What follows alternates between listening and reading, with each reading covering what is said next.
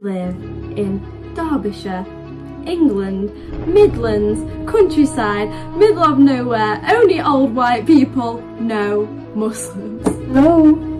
The Quran, she gave it me. This is the English version, and I won't lie, when she first gave it me, I thought, why have you gave me that?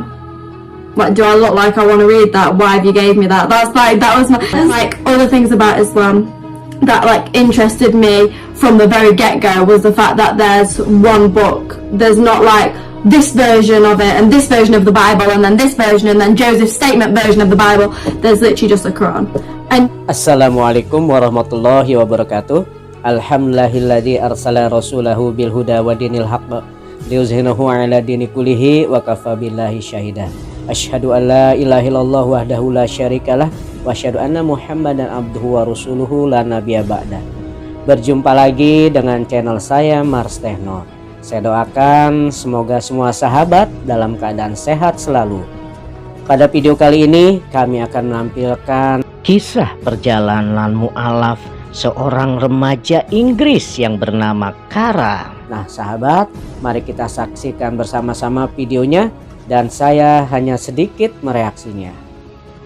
hello everyone, Assalamu alaikum, my name is Cara and today I'm going to be telling you why I reverted to Islam. Also, no hating on my hijab, yeah, this is the first time I've ever wore it in my life, okay? Give me a break, no haram please, yeah, okay, please. Okay, so yeah, obviously you know I'm not a full-time hijabi, I just thought it was fitting for the occasion and I do really love wearing it, okay?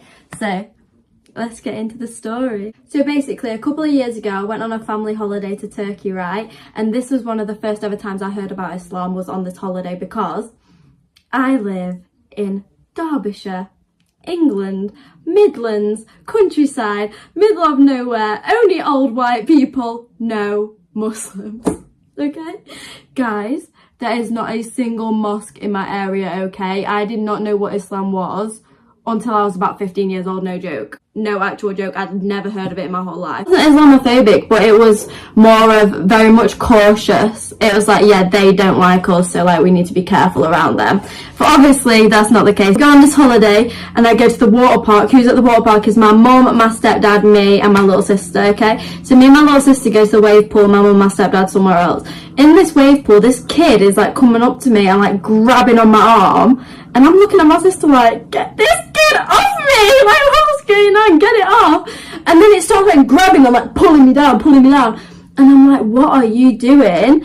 Right, and I'm thinking it's trying to dunk me under, so I'm like going under being like, so funny, you're dunking me. No, the child was not trying to dunk me, it was drowning. The child was drowning, okay?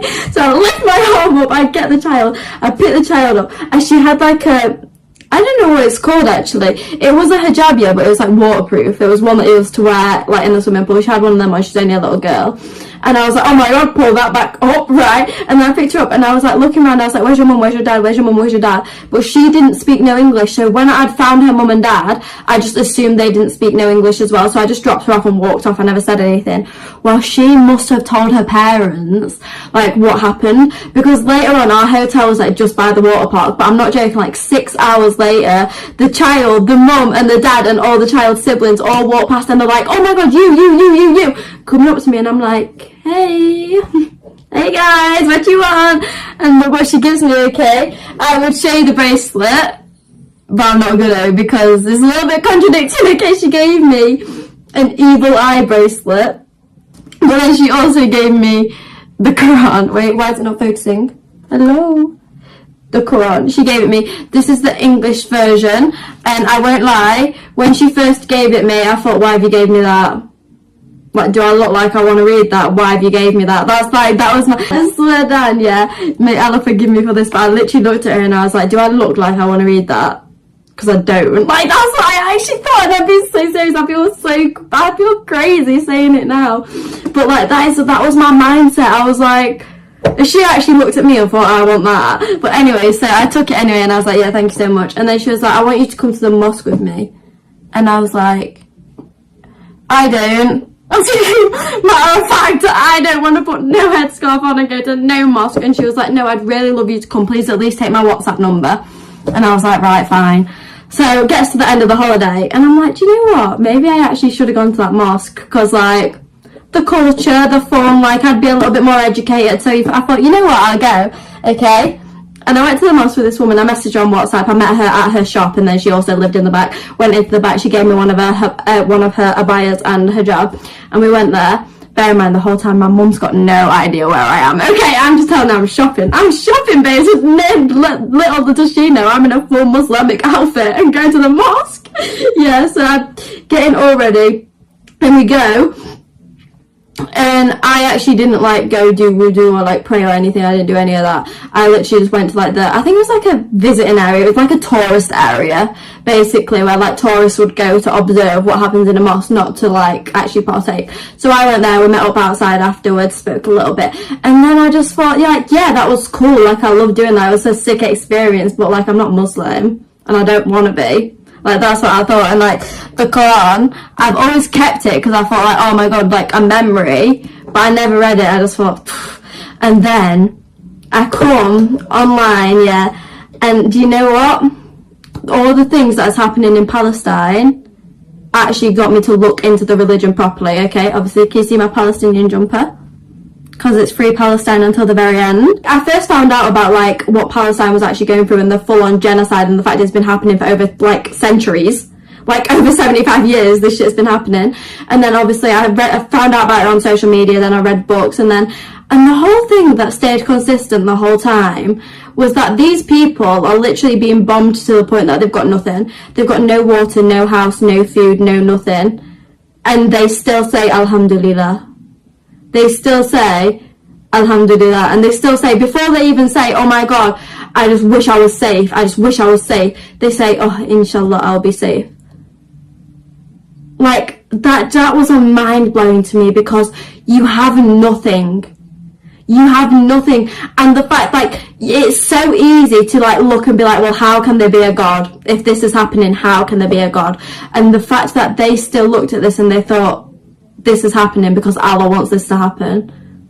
This is happening because Allah's trying to teach people a lesson. This is happening because of this.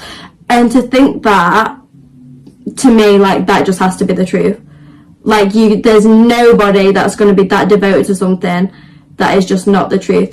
And like, other things about Islam that like interested me from the very get-go was the fact that there's one book. There's not like this version of it and this version of the Bible and then this version and then Joseph's statement version of the Bible. There's literally just a Quran. And yeah, there's like different Qurans, but they all have the same text. Whereas like Christianity, Judaism, like all those religions, I'm not hating on those, by the way, like believe in whatever you want, but all of those religions to me was like not comparable, because how are you going to have so many different stories? Like, surely the truth would be there and it would be set and it would be just that. Do you know what I mean? So that was like what like gripped me, and I was like, yeah. Okay, so then after I found all of that, I finally picked up the Quran, okay, and I read it, and oh my god, the best decision I ever made, bro! Like, I read it, yeah. I read it probably took me like 2 months to read it in total, and then after I'd read it, I just disregarded it for 2 months, and I was like for 2 more months I was just like, oh, like, I've read it now, and yeah, I defo believe in that, but like being a Muslim just doesn't fit my lifestyle, so I'm not going to be one. And that was my genuine mindset. My genuine mindset was, I know that that's the truth, but like, I don't think Muslims will like me, because obviously I have tattoos, I used to drink, I used to eat pork, I used to do all this, and I know we shouldn't expose our sins as traffickers. I don't know how you say that word yet. I need to stop attempting to say it, because I don't know how you say that word yet, but what is it, like, may Allah forgive me. But like, I used to do all that, and that was my life, and like, still most of my friends, that is their life, and which I don't mind. Like, they don't pressure me to do anything, they're completely fine with me like backing out and just like doing what I want and joining in on things I can, and like not, they don't be like trying to pressure me into anything. So I don't need you telling me I need new friends, okay? Like, my friends are great, they're very supportive, but like, I just thought, like even now, I thought, like, what will my dad's reaction be? But my dad doesn't even know now. And like, when he does know, is it going to be that deep? No. Is it going to be deeper than the fact that I could have been burning in a hellfire? No. It's actually not that deep. And then, so basically I was like, do you know what? I'm just going to go for it. And I'm going to go to the library and I'm going to read like a few books about it and then I'm doing it, okay? So I went to the library. I didn't even get that far. I'll be so real. I did not get that far. And then I went onto my phone and I was just bored in the library. I thought I can't do with books. Like, I love reading if I'm in the mood to read. I hate reading if I'm not. Like, if I'm not in the mood to read, reading is the most boring thing to me. So I started going through Instagram Reels, and I see this TikTok, and it's like, it's on Instagram Reels, but it's a TikTok, and it's this girl, and she's like, if you're thinking about taking your Shahada, but you don't know, like, how to pray, and you don't know how to make wudu, and you don't know how to speak Arabic, and you don't know how to, you don't wear hijab, and you don't dress so modestly, and you don't do this, she said, it doesn't matter. You don't need to learn all of that yet. Just take your Shahada, and Allah will guide you. I got up, I walked outside and I rang the mosque, okay? And the closest mosque to me at the time was this. I'm definitely going to pronounce this wrong, so forgive me for that. But it was called the Medina Masjid and it's in Sheffield, yeah? So big up Sheffield, that was where I took my Shahada. And I called up there and he was like, oh, we can just do it right now on the phone and then focus and then you can come in and do it in person afterwards. And I was like, you know what, that's sound, okay? So I did it over the phone and I was like stuttering so much, you had to repeat it so many times and I was so embarrassed. And then I like spent my time at home because I think I did it on the phone on the Wednesday and then I actually took it at the mosque on the Saturday. The whole week I was at home, I was literally sat in my bedroom like Ashhadu anna la ilaha illallah. Like I was just trying to pick the words up because I was so embarrassed because on the phone I could not do it right. So then I got to the mosque and also the imam, yeah, he had told his niece to come because I was a girl going by myself and I was scared. I didn't even know how to enter, okay? I didn't even know like where to take my shoes off. I didn't even know when to do anything, right? So she came and she saved my life basically. And she actually did. Like, I owe that girl so much because if she didn't turn up that day, you know, I actually wouldn't have walked in and I would have never taken my Shahada. Because I was just so scared. Like, I was just actually terrified. But yeah, I went in and then I did it and I sat there and I was like, La ilaha illallah. And then my life's just great, innit? Yeah, my life's just great. Yeah, so then basically from the mosque they gave me a couple more books. So this is like what I've been doing since I reverted. I have been educating myself a bit more. I'll educate myself on how to wrap a hijab after this video because this is so humbling. Yeah, like, and every time I pray, yeah, the shit's like flinging around like this. So like how do I get it to just stay? Yeah, because I'm not ready to wear it full time yet because I live at home. Everyone won't let me. Like, even if I was to, like, just wear it on the odd occasion, like even at home or out and about, how do I get it to stay? Because even though I don't wear it full time, I can't just have it dropping off in the middle of the day. Anyway, irrelevant. So since then, the mosque gave me this book and it's basically all about the Prophet Muhammad.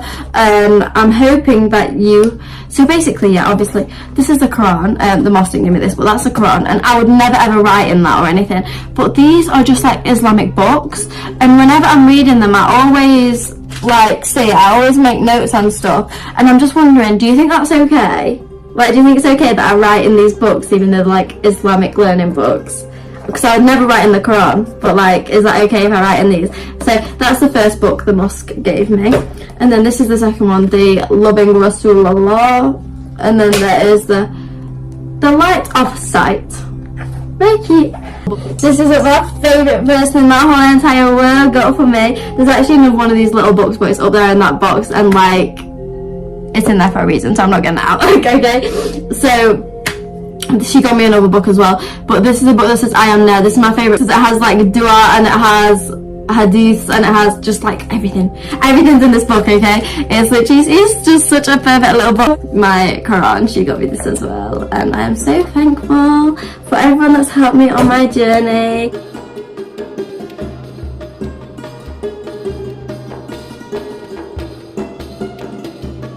Masya Allah, sebuah video journey to Islam yang sangat menarik dari seorang remaja Inggris yang bernama Kara. Terlahir dari pedesaan Midlands, diberi Inggris, di mana di sana hanya dihuni oleh orang kulit putih. Tak ada satupun Muslim di sana. Di daerahnya tidak ada masjid, sehingga dia sama sekali tidak tahu apa itu Islam sampai dia berusia 15 tahun. Bukan bercanda, sungguh saya tidak pernah mendengar tentang Islam seumur hidupku, ujarnya. Kisahnya mengenal Islam berawal saat pertama kali dia berlibur bersama keluarganya di negara Turki. Saat dia berenang di taman air, ada seorang gadis kecil Turki yang seperti akan tenggelam, lalu dia meminta tolong kepadanya. Setelah gadis kecil Turki itu diselamatkannya, dia mengantarkannya kepada orang tuanya dan langsung beranjak pergi, tidak mengobrol dengan keluarganya karena dia berpikir mereka tidak bisa berbahasa Inggris sama seperti gadis kecil ini. Tak disangka-sangka 6 jam kemudian keluarga tersebut menghampirinya dan memberinya sebuah gelang berterima kasih kepadanya, dan mereka memberi satu lagi sebuah kitab atau Al-Qur'an. Sebenarnya dia tidak begitu tertarik karena berbeda keyakinan, tetapi akhirnya dia juga tetap menerimanya. Ya, Al-Qur'an yang diberikan adalah versi terjemahan dalam bahasa Inggris. Tak cuma itu, mereka pun mengajaknya mengunjungi sebuah masjid. Sebenarnya dia tidak menyukainya, tetapi dia akhirnya memberikan nomor kontak WA-nya, sehingga jika dia berubah pikiran, mereka akan ke masjid. Di akhir liburan, ternyata dia berminat untuk mengunjungi sebuah masjid, sehingga dia mengontak nomor WA tersebut. Karena ia berpikir tidak ada salahnya melihat masjid, melihat budayanya, bersenang-senang, dan tentunya lebih menambah pengetahuan baginya. Singkat cerita, akhirnya remaja ini mendapatkan hidayah Islam, menjadi mualaf di sebuah masjid yang bernama Masjid Madinah. Nah sahabat, mungkin itu saja sedikit video reaksi dari saya. Mudah-mudahan bermanfaat bagi kita semua. Wabillahi taufik wal hidayah. Wassalamualaikum warahmatullahi wabarakatuh.